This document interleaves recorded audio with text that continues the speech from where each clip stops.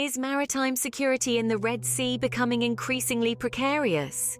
This is the question on everyone's lips as tensions escalate following a series of Houthi missile strikes. The Red Sea, a vital artery of global trade, is now in the eye of a storm. It's a critical gateway for goods moving between Europe and Asia, a lifeline for the world's economy. But it's also a geopolitical hotspot, a chessboard where nations play out their strategies. And right now, that board is shaking. The recent Houthi attacks are a stark reminder of the region's volatility. The rebels' persistent strikes on commercial shipping vessels have turned the Red Sea into a turbulent sea of uncertainty.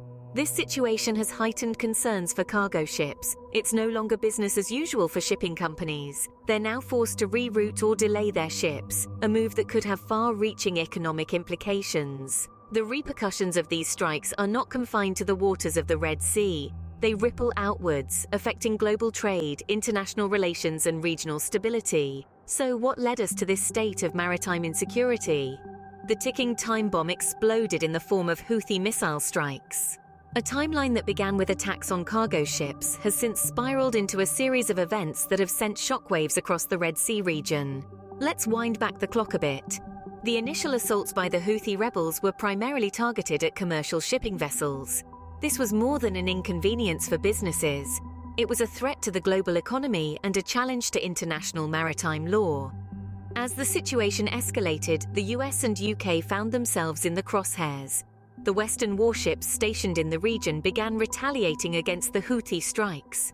The rebels, however, remained undeterred, pledging to continue their attacks in support of Hamas.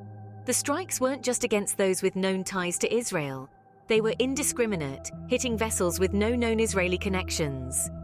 Fast forward to the last few weeks of December 2023. The US Navy and the F-18 fighter jets successfully intercepted and destroyed 17 Houthi-fired drones and missiles. The USS Laboon was at the forefront of this operation. Despite the rebels' best efforts, no ships were damaged and no injuries were reported. The new year did not bring a respite, though. In fact, the situation has only intensified. On a Friday in mid-January, the US launched a series of strikes on Houthi-controlled sites in Yemen. The targets were not just military. They included weapons, radar, and targeting sites in low-populated areas. The strikes were a direct response to the Houthi attacks on maritime traffic in the Red Sea. Behind the Houthi aggression, the shadow of Iran looms large. The rebels are believed to be backed by Iran, a fact that adds another layer of complexity to the situation.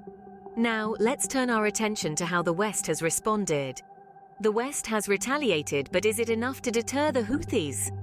In response to the Houthis' attacks on commercial shipping vessels in the Red Sea, the United States has launched a series of airstrikes on Houthi-controlled sites in Yemen. The strikes targeted weapons, radar, and other strategic sites, aiming to degrade the capabilities of this rebel group. The US Navy has also issued a warning to American-flagged vessels, advising them to avoid areas around Yemen for the time being.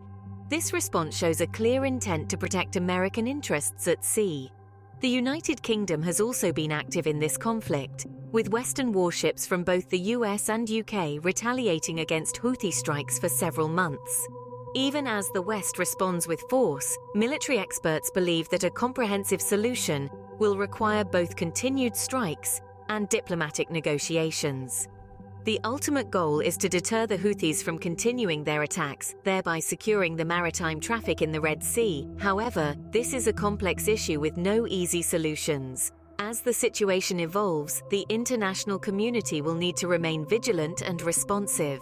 The question remains, what does the future hold for maritime security in the Red Sea? We've traversed a tumultuous timeline of Houthi missile strikes and Western responses.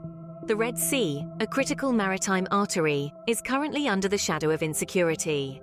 The Houthi rebels, backed by Iran, have been launching missiles at commercial shipping vessels, posing a significant threat to global shipping and trade. The timeline of these strikes, which began several months ago, reveals an escalating pattern of aggression, with the rebels pledging to continue their attacks in support of Hamas. In response, Western powers led by the US and UK have launched a series of retaliatory strikes. Hitting over 60 targets in 28 locations, these strikes have targeted the rebels' weapons, radar, and targeting sites. Despite these efforts, the maritime traffic in the Red Sea continues to face threats. The US Navy has even warned American-flagged vessels to steer clear of the area around Yemen. The situation is complex. Military experts suggest that a combination of strikes and negotiations will be necessary to deter the Houthis from continuing their attacks. Meanwhile, the Houthis warn of retaliation, hinting at the possibility of a wider conflict in the region. As the Red Sea continues to boil, the world watches and waits for a peaceful resolution.